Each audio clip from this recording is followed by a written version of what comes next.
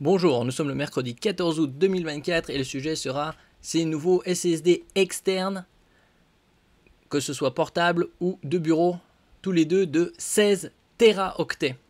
Pour l'instant, les seuls SSD externes portables de ce type-là, marque SanDisk qui appartient à Western Digital, sont en 1, 2 et 4 Teraoctets dans des différentes vitesses, 500 mégaoctets par seconde de transfert, 1 gigaoctet par seconde et 2 gigaoctets par seconde, selon les modèles. Et ils sont en 1, 2 et 4 teraoctets. Et maintenant, il y aura des 16 teraoctets. Est-ce qu'il y aura un intervalle, un 8? Probablement. Quand sortiront-ils? On n'a pas de date précise pour l'instant. Probablement l'année prochaine. N'oubliez pas de vous abonner pour plus de news sur le monde de l'high-tech, ainsi que les bons plans également sur mon Twitter. Western Digital, SanDisk ici, montre deux SSD externes de 16 teraoctets. Au FMS, Future of Memory and Storage, Western Digital a montré des cartes SD de grande capacité qu'on avait vu précédemment, micro SD de 4 teraoctets et SD de 8 teraoctets. Probablement déclinés dans des vitesses supérieures par la suite. Évidemment, on n'a pas encore de date de sortie, mais ça sortira probablement début de l'année prochaine, courant 2025. Mais aussi deux SSD externes d'une capacité inédite de 16 teraoctets. Les deux SSD de Western Digital proposés sous la marque SanDisk ne suivent pas la même voie pour atteindre cette capacité. Alors ici, on a deux SSD externes portables qui ont repris le même design que ceux existants et qui sont déclinés en différentes tailles, en différentes capacités, 1, 2, 4 teraoctets, et également en 3 gammes de vitesse de transfert que j'ai cité précédemment, 500 mégaoctets seconde, 1 gigaoctet seconde et 2 gigaoctets seconde. Là, probablement cela, on n'a pas encore d'informations sur la prise USB. Probablement des 1 giga, voire 2, peut-être 4 gigaoctets seconde de transfert. Le premier est un modèle auto-alimenté, c'est-à-dire qu'il nécessite qu'un seul câble, assez compact, qui reprend le design des SSD de la famille Extreme, qui plafonne à 4 teraoctets actuellement. Et donc là, on passerait à 16 teraoctets. Il y aura probablement un intermédiaire 8 teraoctets qui viendrait par la suite. Avec un boîtier transparent, même s'il s'agit probablement d'une exclusivité au salon pour mettre en avant les SSD. Est-ce qu'il y aura des modèles transparents? C'est possible.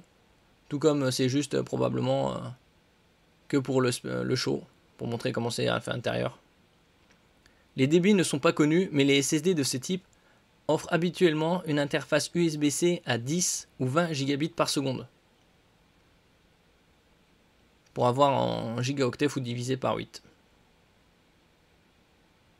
Pour atteindre 16 teraoctets, le SSD contient a priori de la mémoire de type QLC, c'est-à-dire 4 bits par cellule, plus dense et moins rapide.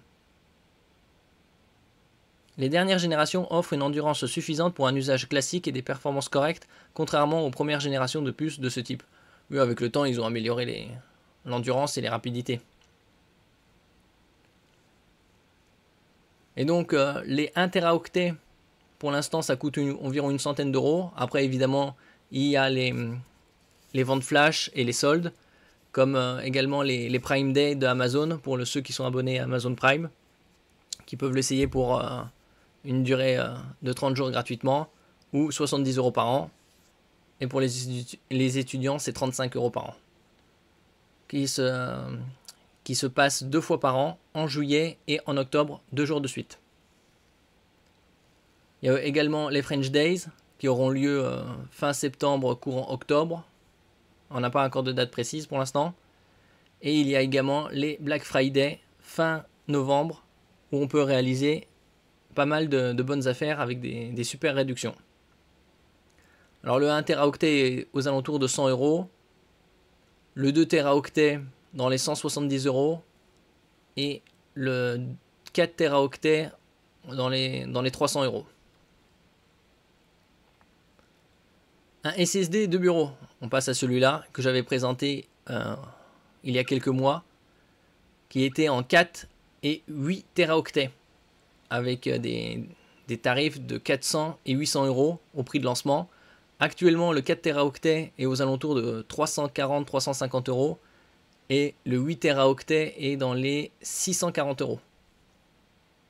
Donc ça a pas mal baissé ces derniers mois. Le second est un SanDisk Desk Drive, un SSD externe de bureau. Nous avons parlé de ce modèle à sa sortie il y a quelques mois, c'était vers avril. Et la variante de 16 Teraoctets reprend probablement le même principe. Le boîtier contient deux SSD M.2 NVMe en RAID 0.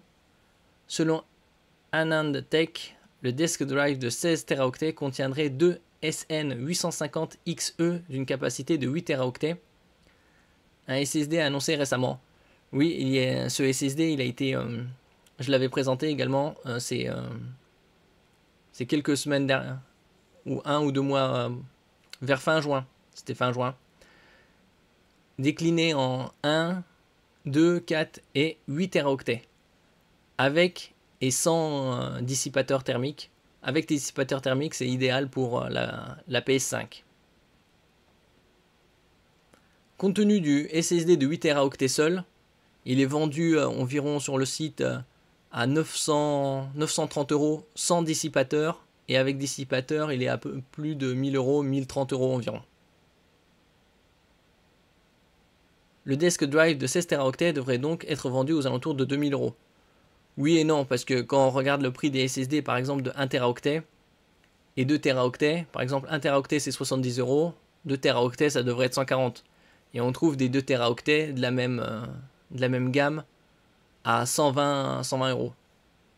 Donc aux alentours de 2000 euros, ce serait plutôt dans les 1700-1800 pour que ce soit commercialement attractif. Attention, outre le fait qu'il est moins portable que les autres, il nécessite une alimentation externe d'une puissance de 18 watts. Comme on le voit sur cette image, ici c'est le câble pour le transfert des données, à droite, et à gauche l'alimentation. Et donc pour l'instant il est disponible en 4 et 8 Teraoctets, et celui-là ce serait en 16 Teraoctets. Pour l'instant on n'a pas encore de date de sortie, mais comme je dis, ce sera probablement courant 2025, début 2025. Dans les deux cas, il s'agit réellement d'une simple démonstration de force. La version de 16 Teraoctets classique n'est qu'un prototype et le Desk Drive a de nombreux défauts comme son alimentation externe, son débit limité, il ne dépasse pas 10 gigabits par seconde et une fiabilité réduite par conception à cause du RAID 0 employé. Bon, certes, c'est peut-être un prototype qu'il montre ici, mais après, passer du prototype à la commercialisation, ça peut se faire assez rapidement. Ils peuvent aussi également changer la configuration. Au lieu de mettre une alimentation et un câble de données, qu'on voit ici que c'est rectangulaire, donc type A, ils pourraient mettre un câble, une connexion USB-C, Thunderbolt 4. Ce serait très probable. Après la date de sortie, comme ils disent que c'est un prototype, non, donc il n'y en aura pas. Mais ça arrivera un jour évidemment. Parce que là on est à 4 et 8. Donc 16 Teraoctets c'est juste une question de temps. Ça pourra arriver courant 2025. On verra par la suite. Je rappelle que déjà le 8 Teraoctets est à 640 euros. Donc avec les soldes et les ventes flash, il pourrait être à 550. Vers octobre-novembre.